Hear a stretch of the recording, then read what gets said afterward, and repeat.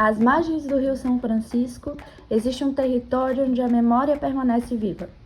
Um lugar onde história, ancestralidade e resistência atravessam gerações. O Maçangano não é apenas uma comunidade quilombola, é um espaço de pertencimento. Um território onde o cuidado acontece na coletividade e onde a cultura continua sendo preservada mesmo diante das invisibilizações históricas.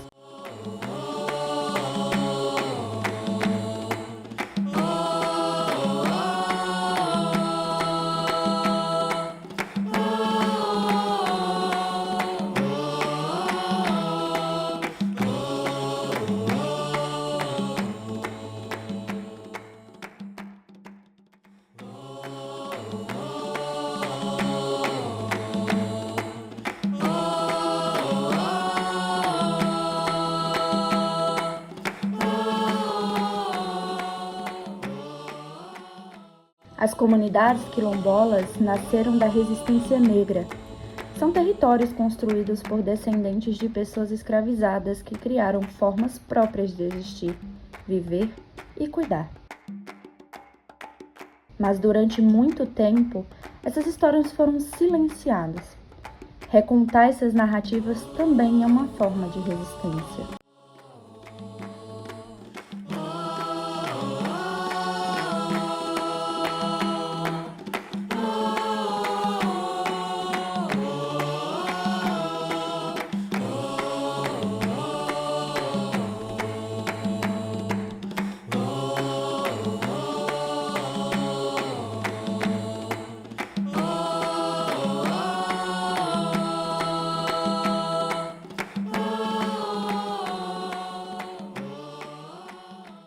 Eu sou Jonalva Paranã, psicóloga de formação. Sou mãe de Aurora Pará, sou filha, sou esposa. E no campo profissional, atualmente, estou na clínica, numa perspectiva mais afrocentrada. E na docência, coordenando a clínica psicóloga aqui da UniFTC e em algumas disciplinas. Hoje eu vou falar um pouquinho com vocês sobre como foi minha experiência enquanto psicóloga na comunidade quilombola Laje dos Negros. Laje dos Negros é uma comunidade quilombola que fica na zona rural do município de Campo Formoso. Apesar de ficar na zona rural e fazer parte do município, ela tem uma população maior que a própria sede. São 20 comunidades remanescentes de quilombo e Laje dos Negros é a central, né? É onde ficam alguns aparelhos das políticas públicas, como CRAS, CREA e Unidade Básica de Saúde e algumas escolas. Eu estive lá quando eu estava fazendo a residência em Saúde da Família e Vigilância em Saúde, a partir de uma articulação com o PET Gradua SUS, que na época discutia saúde mental. O tema era saúde mental. Como é que funcionava? Qual era o meu papel lá? Eu acompanhava alguns estudantes, né? Psicologia, enfermagem, medicina, e a gente desenvolveu algumas atividades voltadas para da discussão mesmo das relações étnico-raciais. Eu lembro que a primeira vez que eu estive lá, eu escutei uma coisa que fez todo sentido. Uma comunitária falou em uma roda de conversa que ser negro dói na pele. E aí foi como se tivesse acendido uma luz no sentido de, peraí, ela tá traduzindo coisas que eu senti, porque eu sou uma mulher negra, mas não foi desde sempre que eu entendi essa minha identidade, né? Até que, quando eu estive lá em Laje dos Negros, eu disse, não, agora eu preciso estudar outras coisas, porque o que eu estudei até aqui na psicologia não me dá subsídios para entender essas questões, né? Então eu entendi que eu precisava buscar outras perspectivas teóricas. Voltando para a comunidade quilombola, o que é que eu fazia por lá? O que a gente entendeu? Por que a gente foi para lá enquanto PET? O tema do PET era saúde mental. Aí foi visitado o CAPS de Campo Formoso e a equipe falou assim, o maior número de pacientes nossos são de Laje dos Negros e da zona rural. E aí a gente foi lá entender por que a maior população é dessa comunidade. E aí a gente foi identificando algumas questões relacionadas a processos cognitivos. Então, assim, se eram comunidades remanescentes de quilombo, vamos pensar que as primeiras famílias, elas estão ali no processo de aquilombamento, né? Então, uma família só foi se relacionando. E isso trouxe um adoecimento nessa questão mais cognitiva, do neurodesenvolvimento. Então, muita gente com questões de paralisia cerebral, de deficiência e de transtornos mentais, que a gente localiza aí por conta dessa questão genética, né? Tem os adoecimentos que acontecem na família porque a família é consanguínea. Para vocês terem uma ideia, a gente, para chegar em Campo Formoso, demora 2 horas, 2 horas e meia. Para chegar na zona rural do Campo Formoso, na época, a gente levava mais umas 3 horas, porque era estrada de chão e com pedras, né? Então, tem essa questão geográfica física do acesso. Qual era o impacto disso? A gente tinha, lá na comunidade, tinha um ônibus que saía 3 horas da manhã para a sede e voltava 3 horas da tarde. Então, se você tinha consulta, qualquer coisa que precisava de um aparelho mais estruturado, precisava pegar um ônibus 3 horas da manhã. Só que, por exemplo, se você tivesse um AVC, não tinha uma UPA, uma SAMU. Se você entrasse em trabalho de parto e o parto fosse complicado, a comunidade se organizava para alguém que tivesse carro trazer para Juazeiro, que é mais perto, porque a maternidade de Campo Formoso é de baixa complexidade. Então, às vezes o bebê morria na estrada, a mãe morria porque estava em sofrimento ali no parto, porque não dava tempo de chegar. A unidade de saúde não funcionava todos os dias, porque a proposta que a SED fazia era que os profissionais ficassem 3 dias direto na comunidade e pudessem voltar para casa. Então, imagina a unidade de saúde funcionando 3 dias durante a semana, fechando 4 horas da tarde, com demandas muito mais pontuais, mais estruturais também, como, por exemplo, questão de diarreia, porque é uma comunidade que não tem saneamento básico, é uma comunidade que planta para comer, que a gente tem um agronegócio do lado, né, que exporta. Lá eles plantam para comer. Tem ainda um trabalho análogo à escravidão, por exemplo, nas fazendas de sisal. Então tinha gente que perdia a mão, que acordava cedo para não ficar exposto ao sol, e o sisal é um negócio que é difícil de colher. Então a gente via uma fragilidade nas políticas públicas. Tinha um CREAS que não funcionava adequadamente, porque era na mesma lógica, os profissionais ficavam 3 dias. Então, violência contra a mulher, violência contra a criança e adolescente, violência contra o idoso acontece todos os dias, né? E não tinha essa assistência. Conselho tutelar era na sede. Polícia, eu nunca vi um carro da polícia lá, por exemplo. Então, também tinha, às vezes, brigas por questão de território. Quando a polícia chegava, a matança já tinha acontecido, por exemplo.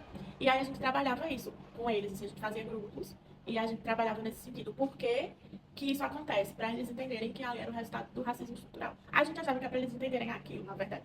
E eles diziam, tá, a gente já sabe disso. E aí, o que a gente vai fazer? E aí a gente foi construindo uma proposta de grupo de ajuda e suporte mútuo, para eles disseminarem mesmo na comunidade. A gente ia a cada 15 dias e ficava 3 dias. Então, ficavam pessoas responsáveis para mobilizar a comunidade para participar das nossas atividades. Então, era roda de conversa, visita domiciliar, às vezes uma escuta em formato de plantão psicológico. E existiam situações de surto, né, por conta dos transtornos. Tinham muitos casos de esquizofrenia, de bipolaridade. E aí as pessoas que tinham esquizofrenia, quando elas entravam em surto, para cuidar do surto, o que é que elas faziam? A comunidade se organizava e, como eles diziam, eles andavam léguas para gastar energia.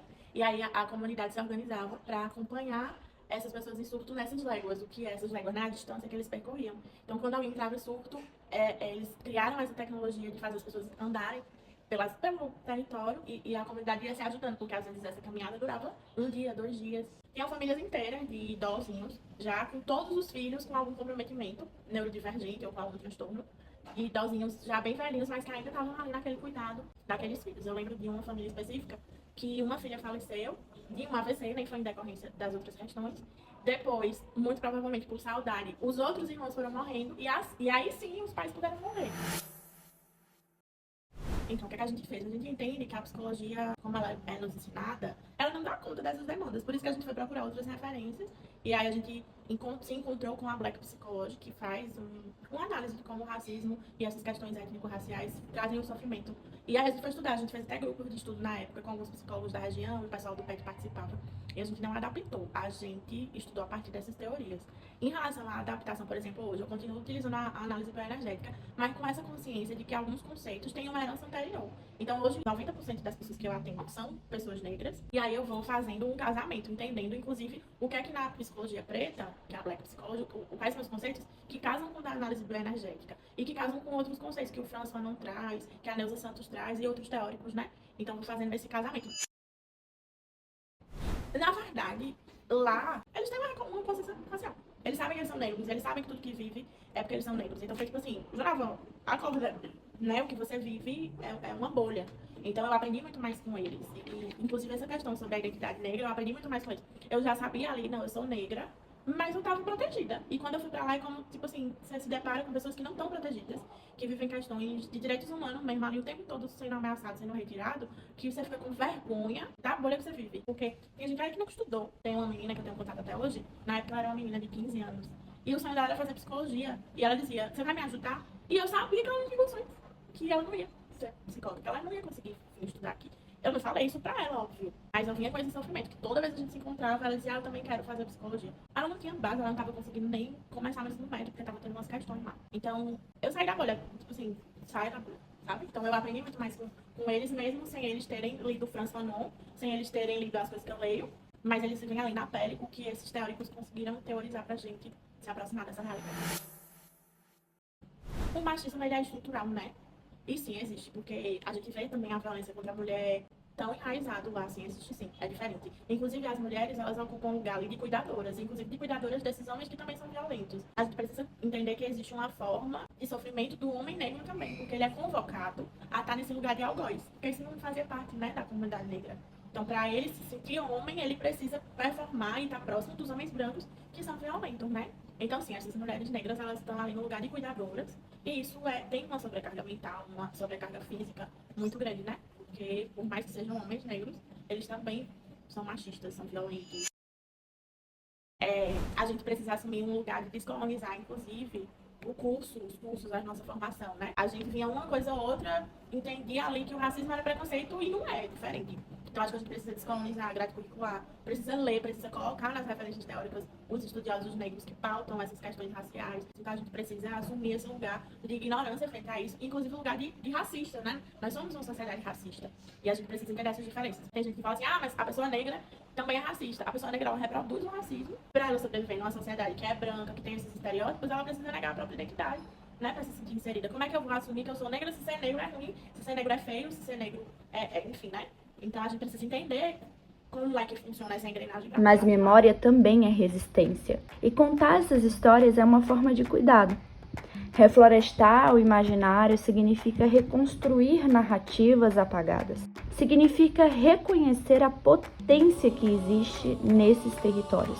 Significa permitir que comunidades quilombolas contem suas próprias histórias. Porque saúde mental também é pertencimento, também é ancestralidade, também é território e também é resistência.